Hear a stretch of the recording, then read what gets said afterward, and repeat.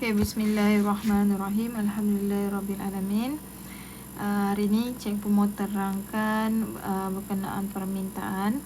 Okay, permintaan first, bila kamu dah masuk menjawab dalam bentuk soalan permintaan, kamu kena fikir kamu adalah seorang individu. Okay, kamu kena fikir kamu adalah seorang individu.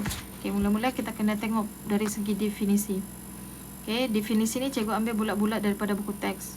Okay, keinginan dan kemampuan seseorang individu untuk membeli suatu barang dan atau perkhidmatan. Okay, ini adalah keyword penting bagi permintaan, keinginan dan kemampuan. Lepas tu seorang individu untuk apa? Dia beli barang dan perkhidmatan. Keyword bagi permintaan. Okay, jadi pada suatu tingkah harga tertentu dan dalam jangka masa tertentu. Permintaan. Okay, permintaan ni mesti disokong dengan kuasa beli dan kemampuan membayar. Okay, jadi kalau seseorang tu nak ada kuasa beli, dia tidak bolehlah meminta kan. Sebab tu berlaku kos lepas sebelum ini. Okay, jadi ini dari segi permintaan mesti ada kuasa beli dan kemampuan dia membayar. Jadi maka barulah dia dapat meminta suatu barang. Okay, hukum permintaan apabila harga meningkat, kuantiti diminta menurun, dan apabila harga menurun, kuantiti diminta meningkat dengan andaian ceteris paribus. Okay, jadi apa yang cikgu highlight tu itu benda penting lah kalau ditanya dalam soalan apakah hukum permintaan. Hukum permintaan adalah apabila harga meningkat, kuantiti diminta menurun. Apabila harga menurun, kuantiti diminta meningkat dengan andaian ceteris paribus. Kalau ditanya lagi, apakah hukum terangkan hukum permintaan, ini soalan yang selalu berlaku lah. Terangkan hukum permintaan dengan bantuan gambar rajah ataupun graf. Okay, jadi kamu kena lukis keluk. Ini yang dipanggil keluk. Kena lukis keluk. Keluk tu tak perlu ada skala ke apa, kamu yang andaikan sendiri. Dan keluk itu mengeksplain apabila harga meningkat, kuantiti diminta menurun. Apabila harga menurun, kuantiti diminta meningkat dengan andaian ceteris paribus. Lepas tu bagi contoh, apabila harga meningkat dari RM4 kepada RM5, kuantiti diminta akan menurun daripada 6 unit kepada 4 unit. Okay, apabila harga menurun dari RM4 kepada RM3, kuantiti diminta akan meningkat daripada 6 unit kepada 8 unit, 8 kilo. Jadi mesti ada contoh. Lepas tu bagi tahu pada pasal hubungan. Hubungan adalah songsang, keluk mencurun ke kiri dan dari mencurun ke bawah dari kiri ke kanan. Jadi maka dapatlah markah penuh bagi hukum permintaan tu. Sebab hukum permintaan ni benda yang senang, dia tidak akan bagi soalan yang mudah. Jadi dia biasanya dia minta soalan dengan bantuan gambar rajah ataupun dengan bantuan jadual. Jadi lukis sahaja jadual dan kamu tulis hukumnya. Lepas tu bagi contoh, apabila harga naik RM4 kepada RM5, maka kuantiti diminta akan menurun daripada 6 kilo kepada 4 kilo. Bila harga menurun 4 kepada RM3, kuantiti diminta akan meningkat daripada 6 kilo kepada 8 kilo. Okay, jadi itu adalah hukum permintaan. Okay, cara jawab. Okay, keluk pula, keluk permintaan individu dan pasaran. Okay, keluk permintaan individu ni adalah kuantiti suatu barang yang diminta oleh seseorang individu pada satu tingkat harga dalam jangka masa tertentu. Means ini adalah merujuk pada seorang individu sahaja. Okay, seorang individu. Okay, keluk ini juga seorang individu. Okay, pasaran dia lain, gabungan individu-individu. Okay, jadi di dalam soalan ni, okay, biasanya kena buat keluk kan. Jadi keluk tu kamu kena tahulah macam kita buat graf matematik. Okay, dia bagi jadual, ada jadual diberikan. Maka macam mana mau buat? Mula-mula tengok harga RM5. Okay, harga RM5 kan. Ni harga RM5. Harga RM5. Jadi kuantiti diminta RM4. Kuantiti diminta 4 kilo. Jadi maka akan ada sini.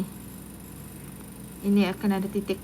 Okey. Lepas tu harga RM4. RM4. Kuantiti diminta 6 kilo. Jadi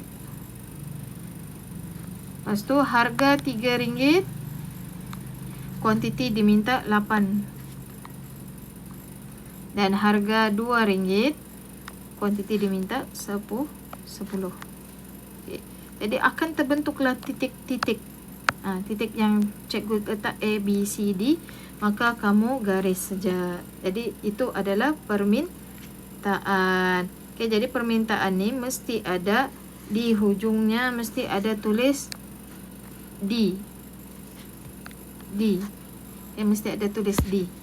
Kenapa D? D adalah demand. Demand adalah permintaan. Wajib ada. Kalau tiada, dia tolak markah keluk tersebut. Okay, macam mana mau dapat markah keluk? Kamu buat paksi ni saja, nombornya betul. Ini dan ada origin. Ini satu markah, sini satu markah. Okay, lepas tu kamu plotkan yang macam cikgu buat tadi, titik-titik tu. Plotkan betul satu markah, garis betul. Garis tu, bila kamu garis mesti ada D baru dapat satu markah. Maka total adalah 4 markah kalau keluk. Okay. Jadi keluk ini hubungannya adalah songsang antara harga dengan kuantiti. Harga dengan kuantiti hubungannya adalah songsang. Sebab tu dia apabila harga naik, kuantiti diminta menurun. Harga naik, kuantiti diminta menurun. Jadi hubungannya adalah songsang. Okay, kalau hubungannya positif, harga naik, kuantiti diminta naik. Itu. Tapi dalam permintaan dia harga naik, kuantiti diminta menurun, maka dia adalah songsang. Okay, keluk ni kita biasanya akan tulis lukis keluk mencerun ke bawah, sebab kita akan mula lukis daripada sini. Kan kosong, kita akan keluk mencerun ke bawah dari kiri ke kanan. Mencerun kita ke bawah. Dari mana? Dari kiri ke kanan. Tidak, jangan tulis keluk dari sini ke atas, salah. Jadi kamu akan explain sini salah nanti. Jadi keluk mesti daripada kosongan, dari sini ke bawah, cerun ke bawah dari kiri ke kanan. Okay, soalan juga selalu keluar berkenaan bagaimana pembentukan keluk permintaan berlaku. Okay, macam mana keluk permintaan ni berlaku? Okay, macam mana mengexplain keluk permintaan individu berlaku. Okay, senang je. Ini paling senang lah ni. Senang mau dapat markah. Okay, senang mau dapat markah. Okay. Okay, jadi kita tengok yang cikgu explain di sini. Keluk permintaan individu terjadi apabila harga RM5, kuantiti diminta 4 kilo. Diplotkan pada titik A. Mesti ada huruf, sebab tu titik ini penting. Okay. Harga RM. Oh, cikgu tersilap sini lagi. Ini sepatutnya 4. Okay. Ini sepatutnya 3. Okay. Apabila harga RM4, kuantiti diminta 6 kilo. Okay. Kuantiti diminta 6 kilo. RM4, kuantiti diminta 6 kilo. Dititikkan pada B. Harga RM3, kuantiti diminta 4 kilo. Titik pada C. Dan harga RM2, kuantiti diminta 10 kilo, diplotkan pada titik D. Okay. Maka dia cakap keluk permintaan terbentuk apabila titik A, B, C, D disambungkan. Barulah terbentuk keluk permintaan individu. Terbentuklah keluk permintaan individu. Kenapa A-nya di sini, B, C, D. Kenapa bukan A, B, C, D? Sebab kenapa ia di sini? Sini menghampiri dengan kosong. Kita mesti mula daripada sini, bukan mula daripada sini. Okay. Jadi untuk dapat markah penuh, setelah kata disambungkan tu, setelah kata yang disambungkan tu, maka keluk, bagi tahulah keluk permintaan ni mencerun ke bawah dari kiri ke kanan. Hubungannya apa? Songsang. Dapatlah markah. Biasanya pembentukan keluk ni saja boleh dapat 7-8 markah. Pembentukan keluk je, berdasarkan titik lah yang diorang minta. Okay. Okay, lepas tu permintaan pasaran. Okay, macam mana pembentukan keluk permintaan pasaran? Dia bezanya individu dengan pasaran ni. Individu ini adalah pasaran ini adalah semua individu. Kalau ada individu tu ada 10, maka semua tu mesti ada keluknya satu-satu. Ini ada 2 je. Sebab kita punya sini ada 2. Biasanya dia akan bagi 2 lah. Dia tak akan bagi lebih daripada 2. Sebab mau buat keluk susah.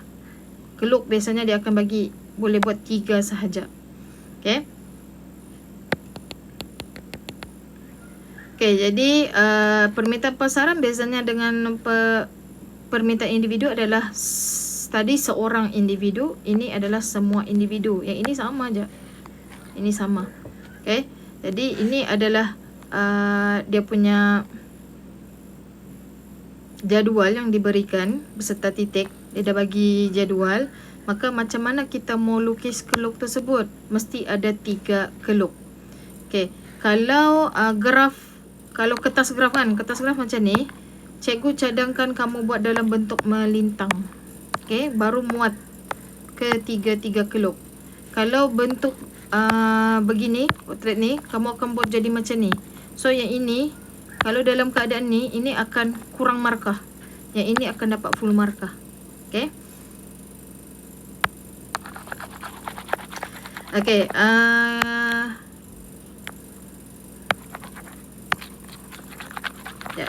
Cek padam dulu. Okay, di dalam macam mana mau tulis lukis keluk tersebut? Macam biasalah. Mesti ada paksi. Ini paksi ni mesti ada. Ni paksi ni mesti ada. Ketiga-tiga paksi. Okay, mesti ada keluk bagi Rani. Mesti ada keluk bagi Sofia. Rani, Sofia dan pasaran. Okay, kita tengok dia punya harga semua sama aja. 10, 20, 30. Sudah ada paksi, ada origin. Okay. Yang ini ikutlah skala yang diberikan. Okay, jadi yang ini dia dah buat. Okay. Mula-mula kuantiti diminta Rani pada harga 50. Kuantiti diminta Rani adalah 1. Jadi tanda sini 1, maka di sini. Okay, kuantiti diminta Sofia 2. Jadi macam mana pasaran? Pasaran 1 tambah 2. Jadi sini 3. Okay, 1 tambah 2 jadi 3. Jadi di sini akan jadi 3, maka di sinilah pembentukan pasaran tadi, W. Okay, lepas tu 40, sini 2, lepas tu 3, jadi di sini akan jadi 5, iaitu 2 campur 3 jadi 5. So sini adalah X. Lepas tu seterusnya RM30, 3, 4, jadi sini akan jadi 7, iaitu 3 tambah 4. Okay, jadi sini plotnya Y. Lepas tu 20, 4, 5 dan 9. Kenapa 9? 4 tambah 5 adalah 9. Sini 4, sini 5 kan? 4 tambah 5, 9. Jadi pasaran sini 9, Z. Okay. Maka kamu sambung sahaja. Mesti ada D. Okay. Kenapa ia tulis DR? Sebab Rani punya. Kenapa DS? Sebab ini Sofia punya. Kenapa DP? Sebab ini pasaran. Maka terbentuklah keluk pasaran kamu. Maka dalam keluk pasaran ni je, paksi ni betul 2 markah. Ada origin. Syarat mesti ada origin. Okay, lepas tu titik plot sehingga ni. Kan, titik plot. 1 markah.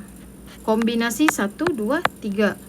kamu udah gariskan dengan 3 markah. Oke, jadi